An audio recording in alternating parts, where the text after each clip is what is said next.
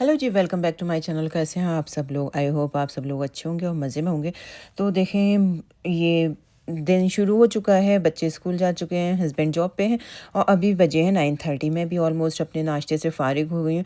तो कल हम लोग ग्रॉसरी लेके आए थे और वो मैं आज आप लोग के साथ सेट कर रही हूँ। उसको मैं आपको दिखाती हूँ कि हम लोग की जो ग्रॉसरी है, even we are in Canada, लेकिन वो इतनी ज़्यादा देसी ग्रॉसरी होती है। और मैं इस बार बहुत ज़्यादा खुश हूँ, इसलिए आप लोग के साथ ये ग्रॉसरी व्लॉग शेयर कर रही हूँ, क्योंकि मुझे 99.9% सारी चीज़ें वो मिल गई जो कि मुझे इस टाइम चाहिए थी, स्पेशली वो देसी वाली।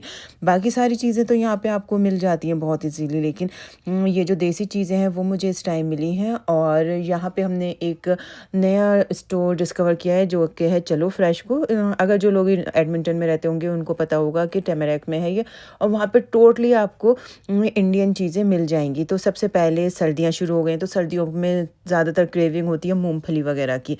तो वो मूंगफली का पैकेट मुझे मिल गया पीनट्स जो होते हैं। तो हम लोग मतलब मुझे लगता है ना कि जब हम लोग इंडिया में रहते थे तब हम लोग इतना ज़्यादा, या तो वहाँ पे इतना कॉमनली हर चीज़ मिल जाती है कि हम लोग ने इतना ज़्यादा उस चीज़ के लिए स्ट्रेस नहीं लिया, इतना ज़्यादा सर्च नहीं किया। लेकिन यहाँ पे जब ऐसी चीज़ें मिलती हैं तो दिल खुश हो जाता है। तो चलिए मैं आपको अपनी ग्रॉसरी दिखाती हूँ आज, और ख़ास तौर से वो इंडियन चीज़ें जो कि मुझे मिली हैं और विद प्राइस मैं आपको बताऊँगी।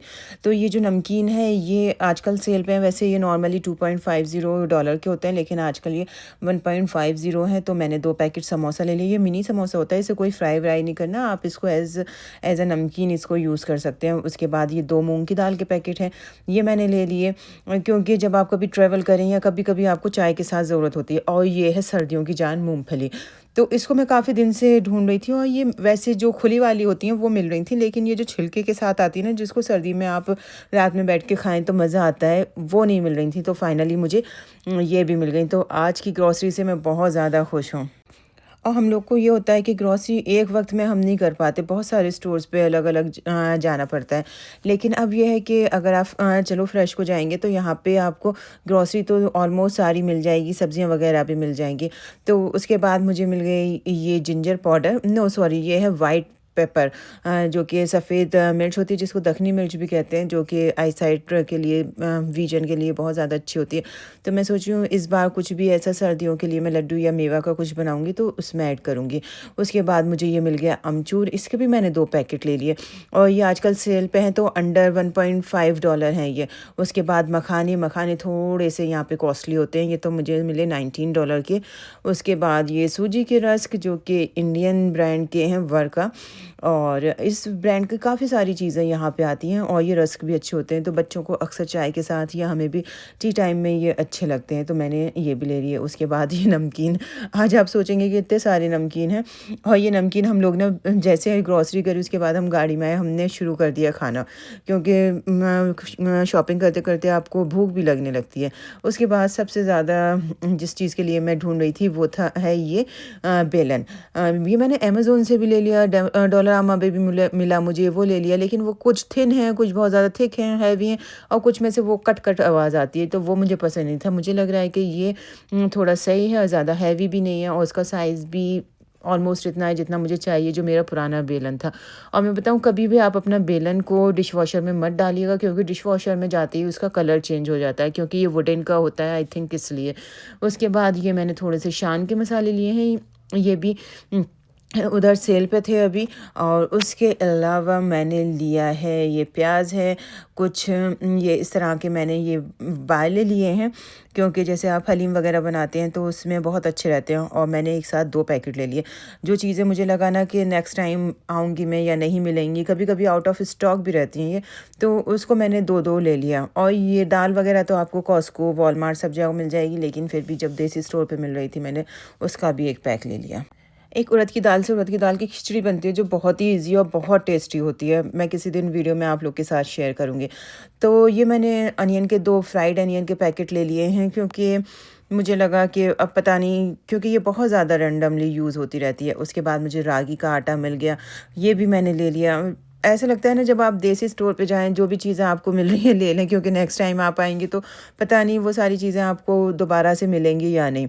तो साथ के साथ मैं इनको सेट भी करती जाती हूँ, क्योंकि तो मुझे ही अच्छा लगता है कि जब आप कोई काम कर रहे हो तो साथ के साथ उसको आप क्लियर भी करते जाएँ। अब जैसे मैंने ये सामान लिया, तो जो बॉक्सेस मेरे पास अवेलेबल हैं मैं इस सामान को इन बॉक्सेस में डाल दूँगी, और जो मेरे पास एक्स्ट्रा बचेगा पैकेट में उसको मैं ज़िप लॉक करके, या जो पैक करने के लिए क्लिप्स होते हैं, बैक क्लिप्स होते हैं, उनको लगा के इनको वापस पेंट्री में रख दूँगी, तो वो ईज़ी रहता है और सामने चीज़ें आपके विज़िबल होती हैं। तो अब जब आप नेक्स्ट टाइम शॉपिंग के लिए जाएँ या ग्रॉसरी के लिए जाएँ, तो एक लिस्ट बना लें और उसमें चेक करें कि आपके पास क्या-क्या चीज़ें अवेलेबल हैं, क्या-क्या नहीं। क्योंकि कुछ चीज़ें अगर बहुत ज़्यादा स्टॉक भी हो जाता है तो उसका भी ज़्यादा मुझे लगता है कि क्वालिटी थोड़ी-सी डिग्रेड होने लगती है, या कभी कीड़ा भी आ जाता है। उसके बाद ये मैंने बॉक्सेस ले रखे हैं जो मैंने अमेज़न से लिए थे, और उनकी जो कैपेसिटी है वो 750 ग्राम के अराउंड है। तो इस तरह से मैं इनमें जो डेली यूज़ की दाल वगैरह हैं, या फिर बेसन, आटे, इन सारे बॉक्सेस में करके रखती हूँ। और ये काफ़ी एयर टाइट भी हैं और लाइट वेट भी हैं, और आपकी शेल्फ्स में जो है ये, क्योंकि स्लीक से हैं, काफ़ी अच्छे से सेट हो जाते हैं। तो मखाने मैंने इसमें कर दिए, और उसके बाद मैं बताऊँ, मेरे पास जितने भी ये बॉक्सेस आते हैं ना, जैसे ये कैशू बॉक्सेस आ गया, कर्कलैंड का है, जो कि कॉस्को में की ब्रांड है इसमें। तो ये बॉक्सेस भी मैं रीयूज़ करती रहती हूँ। अब जैसे मेरे पास ज़्यादा मखाने हैं, अब मैं उसको पैकेट में रखने से अच्छा मैं इसको बॉक्स में करके रख दूँगी, तो आपकी पेंट्री भी थोड़ी-सी ऑर्गेनाइज़ लगेगी और चीज़ें भी आपकी सेफ़ रहेंगी। तो आप ये जो बॉक्सेस होते हैं, उसके अलावा जो जूस के बॉक्सेस होते हैं, उसको भी आप रीयूज़ कर सकते हैं। क्योंकि मुझे लगता है कि आप पैकेट में करके रखें, वो गिरें, ख़राब हों, उससे बेटर है कि बॉक्स में वो आपको सामने विज़िबल रहेंगे और आपको पता रहेगा कि कितनी क्वांटिटी अभी मेरे पास किसी भी चीज़ की है। तो इस तरह से आप जितने भी बॉक्सेस आते हैं, सबको आराम से रीयूज़ कर सकते हैं। और एक और छोटी-सी हैक मैं आपके साथ शेयर करती हूँ। तो ये जो दखनी मिर्च थी वो मैंने इस जार में डाल दी, जो कि जैम का जार था। अब इन सारे पैकेट के ऊपर जितने भी ट्रांसपेरेंट पैकेट होते हैं, इन पे नाम लिखा होता है प्रोडक्ट का। तो मैं क्या करूँगी कि ये जो इसका नाम है, इसको मैं कट कर लूँगी, क्योंकि मेरे पास अभी कोई प्रिंटर या कुछ ऐसी चीज़ नहीं है जिससे कि मैं इसका टैग बना के इस पे लगा सकूँ। तो इसका जो नाम है, मैं इसी को कट करके और इसको टेप से स्टिक कर दूँगी, और जब भी आपको इसको रीयूज़ करना हो या वॉश करना हो, तो आराम से आप टेप को हटाएँ, तो ये नाम रिमूव हो जाता है। ये मैं काफ़ी पहले से करती आ रही हूँ, और ये मुझे बहुत मतलब ईज़ी लगता है। आपके पास कोई अगर ऐसा पेपर नहीं है, या आप नहीं लिख पा रही हैं, प्रिंटर नहीं है या कुछ भी है, तो आप सिर्फ़ जो पैकेट आया है उसमें से नाम कट करें और उस पे किसी भी जार पे उसे आप टेप कर दें। और देखिए, नाम भी विज़िबल है और कितना क्लीन और क्लियर लग रहा है आपका जार। और जब आपको वॉश करना हो तो ये इजीली हट जाएगा। उसके बाद धनिया यहाँ पे काफ़ी महंगा मिलता है, कभी भी आपको $2 से कम का नहीं मिलेगा। इसलिए जब भी मैं धनिया वगैरह लेती हूँ, तब मुझे इंडियन वेंडर्स की याद आ जाती है कि वो फ्री में भी हम लोग को धनिया दे देते थे, और उसकी वैल्यू जब पता नहीं होती थी। लेकिन अब लगता है कि हाँ, धनिया बहुत महंगा है, और वहाँ इंडिया वाले लोग काफ़ी सस्ते में और सही से हमको फ्री का धनिया दे देते थे। और हरा धनिया अगर आपको काफ़ी दिन तक यूज़ करना है, तो इसको आप किचन टॉवल में रैप करके या किसी भी कॉटन के कपड़े में रैप करके रखें। उसके बाद ये मुझे मिल गए हैं पफ्ड राइस, मुरमुरे, जो कि बहुत ही मतलब बच्चों को मैं शाम की स्नैक्स में कभी हल्का सा फ्राई करके या ऐसे ही चने के साथ मिला के इनको दे देती हूँ, तो बच्चे काफ़ी इंजॉय कर लेते हैं इन सारी चीज़ों को। और ये वो चीज़ है जो मेरे घर में बहुत ज़्यादा यूज़ होती है, काला नमक में, चटनी में, रायते में, मतलब ज़्यादातर चीज़ों में मैं यूज़ करती हूँ। और कभी-कभी मूँगफली के साथ काला नमक भी खाने में मज़ा आता है। वैसे यूजुअली गुड़ से खाते हैं, लेकिन कभी-कभी मूँगफली के साथ आप काला नमक डाल के खाइएगा, बहुत अच्छा लगेगा। उसके बाद ये मिल गया मुझको बेसन। बेसन तो यूजुअली यहाँ पे मिल जाता है, और ये $4-5 का आपको 1 केजी का पैकेट मिला है। और दूसरा जो मैंने लिया है वो है मक्की का आटा। इस बार हम लोग थोड़ी-सी मक्की की रोटी भी शुरू करेंगे खाना। उसके बाद ये है फिट क्रीम एलम, जो कि यूजुअली नहीं मिलती, और जब मिली तो मैंने ले लिया। अभी मेरे पास इसका कोई यूज़ नहीं है, लेकिन मैंने ले लिया क्योंकि बाद में जब मुझे यूज़ होगा ना, तो ये ईज़िली नहीं मिल पाएगी। तो ये मटर हो गए। मटर के बाद ये है धनिया के भी मैंने 2 पैकेट ले लिए, क्योंकि ये काफ़ी फ़ाइन लग रहा है। यूजुअली मैं अगर वॉलमार्ट वगैरह से लेती हूँ, तो वो थोड़ा-सा ना मोटा धनिया होता है, और उसकी वजह से थिकनेस जो ग्रेवी होती है वो अच्छी नहीं बनती। और देखें, ये एक और नमकीन जो कि रोस्टेड पीनट, ये भी मुझे मिल गई, तो मैंने ले ली। आज हम लोग ने बिल्कुल इस तरह की ग्रोसरी करी है। दूसरा ये है जलजीरा, जो कि पानी में डिज़ोल्व करके आप पी सकते हैं। और उसके बाद सबसे अच्छी चीज़ जो हम बचपन में बहुत खाते थे, वो है ये स्वीट फेनल, जिसमें ये दानेदार सौंफ होती है, बहुत कलरफुल, और बच्चों को भी काफ़ी अच्छी लगती है ये। उसके बाद दूसरा ये मुझे मिल गया आंवला पाउडर। देखते हैं इसका भी बालों के लिए यूज़ करेंगे। जैसे मैंने आपको लास्ट वीडियो में बताया ना, यहाँ पे बालों की क्वांटिटी इवन क्वालिटी भी बहुत ख़राब हो जाती है। उसके बाद ये कुछ जनरल शान के मसाले मैंने ले लिए, और ये है एमडीएच के अमचूर पाउडर जो कि 1.5 पर डॉलर मिला है मुझे। और दूसरा ये हो गया, इसे कहते हैं रतन ज्योत। आई थिंक इसका यूज़ जो होता है वो किसी भी डिश का कलर एनहांस करने में यूज़ होता है, तो मुझे मिला तो मैंने सोचा मैं ले लेती हूँ। उसके बाद ये हो गई पेपरिका पाउडर जो कि हम लोग देगी मिर्च के सप्लीमेंट के या रिप्लेसमेंट के तौर पे यूज़ करते हैं। तो इस तरह से ये होता है ना कि मेरा स्पेशली ये होता है जब मैं देसी स्टोर में जाती हूँ तो मुझे लगता है कि जो मिल रहा है उसे ले लो।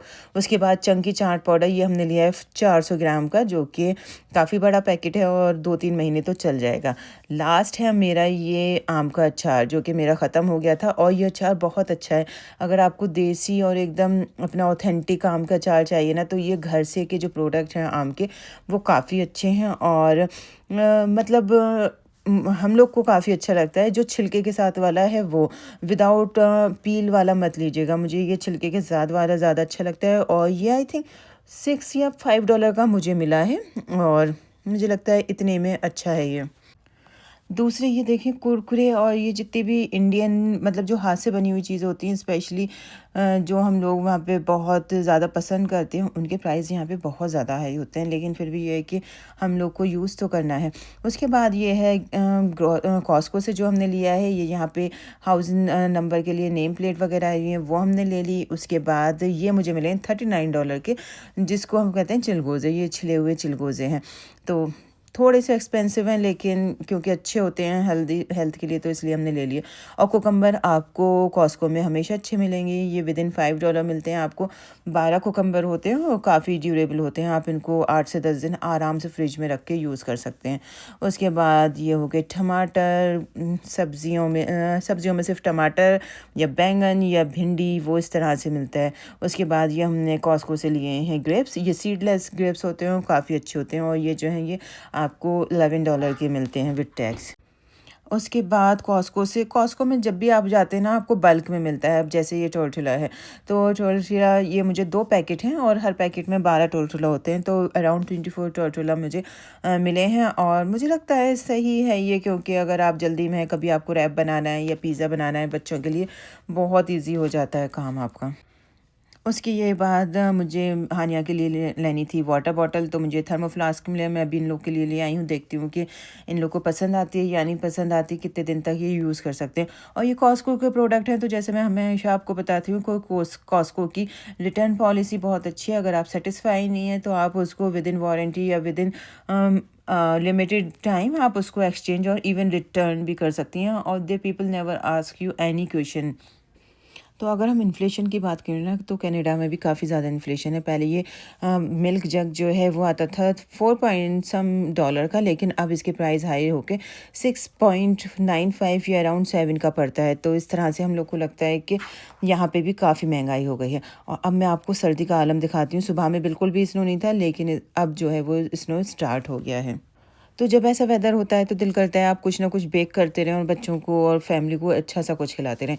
तो आज मैं बना रही हूँ डिनर बन, और ये तो इसमें मैंने लिया है 1 कप गुनगुना दूध, उसमें मैंने डाला है 3 चम्मच शुगर, उसको अच्छे से डिज़ोल्व किया। उसके बाद मैंने डाला है 1 स्पून एक्टिव ड्राई ईस्ट, जिसको आपको अच्छे से विस्क करके थोड़ी देर आपको इसको हॉट सरफेस में रख देना है, एटलीस्ट 20 to 30 मिनट।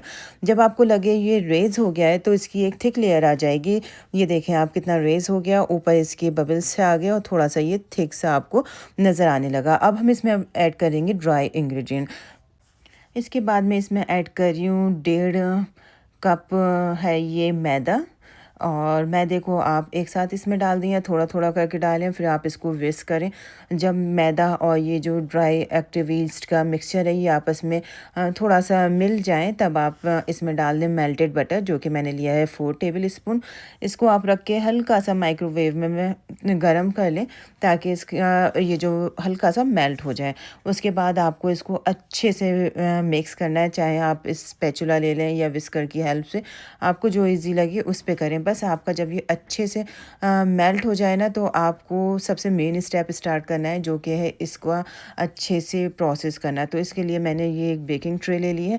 अगर आपके पास कोई भी बड़ा बर्तन है तो आप वो ले सकते हैं, और इस पे आप पहले थोड़ा-सा अपने हाथों पे ऑयल लगा लें, ट्रे पे ऑयल लगा लें, क्योंकि इसमें एक्टिव ड्राई यीस्ट है, तो ये आटा थोड़ा-सा चिपचिपा होता है, तो इससे सरफेस पे ना चिपके, इसके लिए मैंने हाथों पे और ट्रे पे थोड़ा-सा ऑयल ग्रीस कर लिया। उसके बाद सारा आटा जो है आप इसके अंदर डालें, और अब आप इसको थोड़ा-सा आपको इसको गूँदना है। तो गूँदने के लिए स्टेप जो ज़रूरी होते हैं वो ये हैं कि पहले आप इसको ऐसे हाथों से स्ट्रेच करें और इसको फ़ोल्ड करें, और ये पूरा प्रोसेस जो है आपको कम से कम 4-5 मिनट के लिए करना है। और हमेशा याद रखें कि इसको आपको पहले ऊपर ले जाना है, फिर बाद में इसको स्वेल करना है। इस तरह से आपको इसको करना है, और ज़्यादा जो आपको करना है वो अपनी रिस्ट की हेल्प से करना है, ताकि इस पे प्रेशर लगे और इसमें कोई भी लम्प्स या किसी भी तरह का इसमें कोई ऐसी गाँठ सी ना रहे। तो ये देखें, मैंने 3-4 मिनट किया तो कितना चेंज हो गया। अब बस आप थोड़ा-थोड़ा सा हाथों पे ऑयल लगाते रहें, और इसका आप एक अच्छा सा डो बना लें। तो मैं आपको बिना एडिटिंग के ये पूरा प्रोसेस दिखा रही हूँ, ताकि आपको आइडिया हो जाए कि 5-6 मिनट में आप कितना अच्छा डो बना सकते हैं। और उसके बाद आप इस डो पे हल्का सा ऊपर से ऑयल लगा के और हाथों से इस तरह से अंदर की तरफ फोल्ड कर करके आप फिर से एक पॉट में रख दें। हल्का सा कोई अगर आपके पास ही हॉट कॉर्नर है उस साइड पे इसको रख दें, ताकि ये थोड़ा सा और फूल जाए, रेज़ हो जाए। इसके बाद 15-20 मिनट के लिए आप इस डो को रेस्ट दें, और इसको कवर कर दें आप किसी भी क्लिंग से या कॉटन के कपड़े से, ताकि ये अच्छे से पूरा रेज़ हो जाए। तो देखें 20 मिनट हो चुके हैं, इसको खोलते हैं, और ये देखें डो जो है वो काफ़ी रेज़ हो गया है। अब हम इसमें जो एयर डेवलप हो गई है उसको पहले पंक्चर करेंगे, ताकि बेकिंग में ईज़ी हो जाए। इस डो को आप फिर से या तो किचन के काउंटर पे, या मेरे पास ये बेकिंग ट्रे है, मैंने इस पे निकाल लिया है, और इसके बाद आप इसको स्ट्रेच करें, और इसके बाद आप इसके सेम साइज़ की बॉल्स कट कर लें। पहले तो आप इसको इसी तरह से कुकी कटर या आपके पास कोई भी शार्प नाइफ़ है उसकी हेल्प से इसके इक्वली पार्ट्स में डिवाइड कर लें। और डिवाइड करने से पहले आप इसको अच्छे से स्ट्रेच कर लें, ताकि पूरा सेम अमाउंट का जो है वो आपकी सेम बॉल्स बन के तैयार हों। तो इस तरह के से मेरे पास ये है कटर, तो मैंने इसकी हेल्प से जल्दी जल्दी से इसको इक्वल पार्ट में डिवाइड किया।